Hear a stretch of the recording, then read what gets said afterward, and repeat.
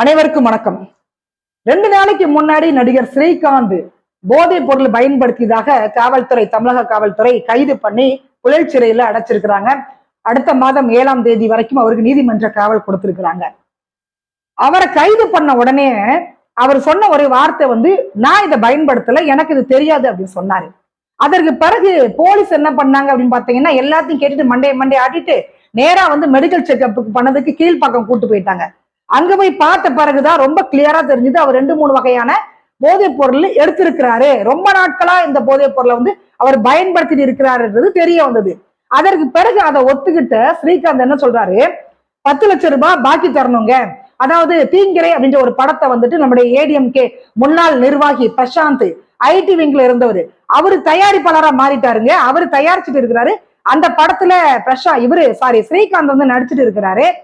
அதற்கு பிறகு சம்பள பாக்கி 10 லட்சம் ரூபாய் இருக்குது. அந்த 10 லட்சத்தை நான் கேட்ட போதெல்லாம் கொக்கைன் கொடுத்து எனக்கு போதை பழக்கத்துக்கு அடிமையாக்கி விட்டுட்டாரு. அதற்கு பிறகு நானே அவர்கிட்ட கேட்டு வாங்கி அதை சாப்பிட ஆரம்பிச்சேன். இப்படிதான் போதை பழக்கத்துக்கு நான் அடிமையாயிட்டேன். என்னை மன்னிச்சிடுங்க, நான் தவறு பண்ணிட்டேன். என்னோட பையனை பார்க்கணும், எனக்கு நீங்க ஜாமீன் கொடுக்கணும் அப்படின்னு கைது பண்ண அன்னைக்கே ஜாமீன்லாம் அப்ளை பண்ணியாச்சு. நிஜமாவே ரொம்ப ஆச்சரியமா இருக்கு.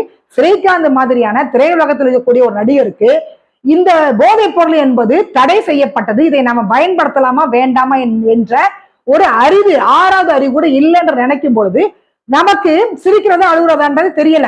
இது தேசிய குற்றம். இது வெளியில தெரிஞ்ச நிச்சயமாக நமக்கு மிகப்பெரிய ஒரு தண்டனை இருக்கின்றது. ஆக்டர் ஸ்ரீகாந்த் மாதிரியான ஆட்களுக்கு ஏன் தெரியாம போச்சு? தெரிந்தும் அவங்க பயன்படுத்திருக்கிறாங்க அப்படின்னா அதற்கான காரணங்கள், மிக முக்கியமான காரணங்கள்ல 2 காரணம் தான். ஒண்ணு இவர் சொன்ன மாதிரி இந்த மன அழுத்தத்துல அந்த பொருளை எடுத்துக்கிறது. 2வது கொளுத்த பணம். நான் ஏற்கனவே சொன்ன மாதிரி வேற என்ன பண்றதுனே தெரியாம இந்த மாதிரியான பழக்கத்துக்கு எல்லாம் அவங்க அடிமை ஆயிடுவாங்க. அதுக்கு பிறகு ஸ்ரீகாந்த ஜெயில அடைச்சிட்டாங்க.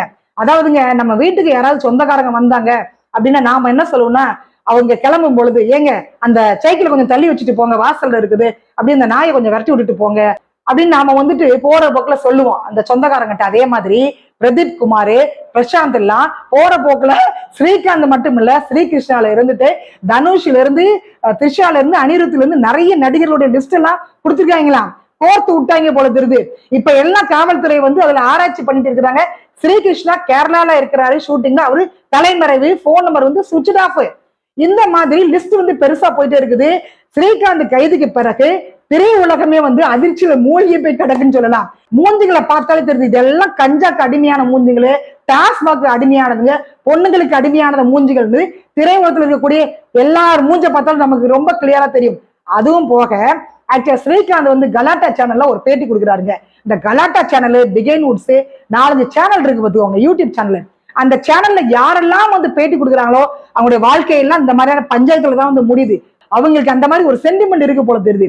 ஸ்ரீகாந்த் பேட்டி கொடுக்குறாரு. அவர் என்ன சொல்றாரு அப்படின்னா, பொதுமக்களுக்கு, ரசிகர்களுக்கு சினிமாக்காரங்களை ரொம்ப பிடிக்கும், கூட செல்ஃபி எடுத்துப்பாங்க, பொழுதுபோக்காக எங்களுடைய திரைப்படத்தெல்லாம் பார்ப்பாங்க, கட் அவுட் வைப்பாங்க, பாலாபிஷேகம் எல்லாமே பண்ணுவாங்க, ஹாய் சொல்லுவாங்க, பாய் சொல்லுவாங்க, எல்லாமே ஓகேங்க. அதை தாண்டி நாங்க போய் வீடு கட்டணும்னு வச்சுக்கோங்களேன், சினிமாக்காரங்களுக்கு நாங்க வீடு தர மாட்டோம் அப்படின்னு சொல்லிடுவாங்க. என்னோட வீடு ஆல்ட்ரேஷன் பண்ணிட்டு இருந்தாங்க, 2 வருஷத்துக்கு வாடகைக்கு நான் வீடு கட்டப்போ வீடு தர மாட்டேன்னு சொல்லிட்டாங்க. நான் காரணம் கேட்டதுக்கு, இல்லைங்க சினிமாக்காரர்களுக்கு நாங்க தர மாட்டோம்னு சொல்லிட்டாங்க. 2 வருஷத்தோட வாடகைய நான் முதல்ல கொடுத்துறேன்னு சொல்லியும் கூட அவங்க வீடு தரலங்க. எனக்கு ரொம்ப கோபம் வந்துருச்சுங்க. சினிமாக்காரனுக்கு பொண்ணு தர மாட்டாங்க, சினிமாக்காரனுக்கு வீடு கொடுக்க மாட்டாங்க, என்ன அநியாயங்க இதெல்லாம் இதெல்லாம் நம்ம ஏத்துக்கவே முடியாது அப்படின்ற மாதிரி ஒரு கோபத்தை, ஆதங்கத்தை அந்த கலாட்டா சேனல்ல அவர் வெளிப்படுத்தி இருந்தாரு. இப்ப தெரியுதா ஏன் வீடு கொடுக்கலன்னு? வீடு கொடுத்தா என்ன பண்ணுவீங்க நீங்க? உள்ள 4-5 பொண்ணுங்களை, 4-5 நடிகைகளை கூட்டு வருவீங்க. இயக்குனர்னு சொல்லுவேன், ப்ரொடியூசர்னு சொல்லுவேன், பாடகி, பாடலாசிரியர் சொல்லுவேன், நடிகன்னு சொல்லுவேன், நீனு கதை டிஸ்கஷன் பண்றோன்னு உள்ள சொல்லுவேன், நீனு எல்லாத்தையும் உள்ள கூட்டு வந்துட்டு கஞ்சா அடிக்கிறது, குடிக்கிறது, அப்புறம் உள்ளே விபச்சாரம் பண்றது, இப்படிலாம் இருந்தா, இப்படி கூத்தடிச்சா, கும்மாளம் அடிச்சா எந்த ஹவுஸ்ல வீடு கொடுப்பாங்க? யாருமே கொடுக்க மாட்டாங்க.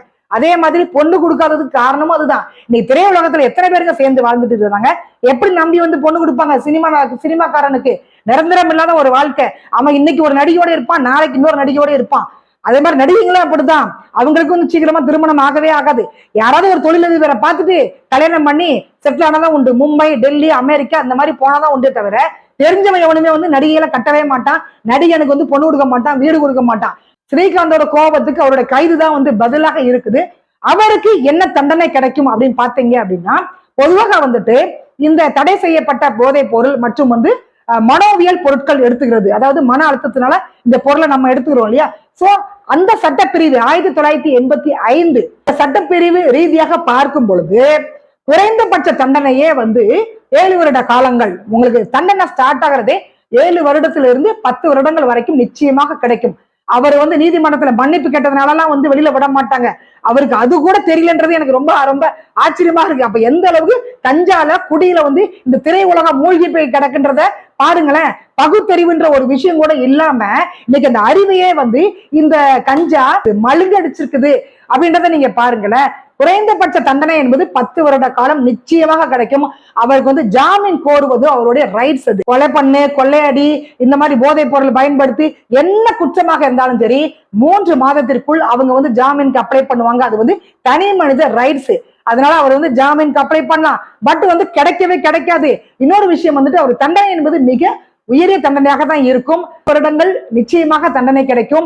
அதுவும் போக வந்து உயரிய அமௌண்ட் என்ன இருக்கோ அதை வந்து அபராதமாக நீதிமன்றம் வந்து விதிக்கும்.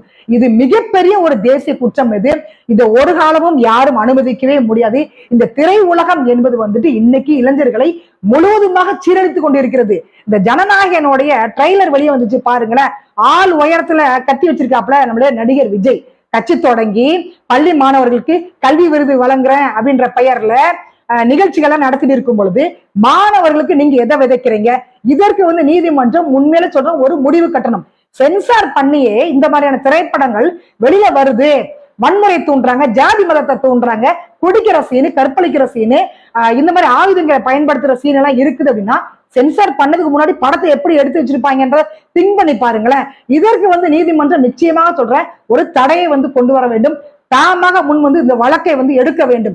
இனி வரக்கூடிய திரைப்படங்கள் இந்த மாதிரியான காட்சிகள்லாம் இருக்கக்கூடாது. அதற்கு நீதிமன்றம் என்ன பண்ண வேண்டுமோ அதை பண்ணணும். தமிழக அரசு இதை ஒருபோதும் வந்து இதற்கு வந்து தடை போடாது. ஏன்னு கேட்டீங்கன்னா திரை உலகத்துல இருந்தா நாம வந்து 5 முதல்வர்களை நம்ம எடுத்திருக்கோம். திரை உலகத்திற்கும் அரசியலுக்கும் மிக பெரிய இணக்கம் இருக்கிறதுனால அவங்க கண்டிக்க மாட்டாங்க. இன்னொரு திரை உலகத்தை முழுவதுமாக ஆள்வது யாருன்னு பாத்தீங்கன்னா ரெட் ஜெயின் மூவிஸ். அப்ப இதெல்லாம் வந்து அவங்க கண்டிக்கவே மாட்டாங்க. இதற்கான ஒரு விடயத்தை கூட அவங்க முன்னெடுக்கவே மாட்டாங்க. அப்ப நீதிமன்றம் மட்டும்தான் இதற்கான ஒரு விஷயத்தை வந்து முன்னெடுக்கணும், தடையை வந்து போடணும். ஸ்ரீகாந்த் மட்டும் இல்லைங்க, இன்னும் எத்தனை நடிகர்கள் இதுல சிக்க போறாங்கன்றது தெரியல.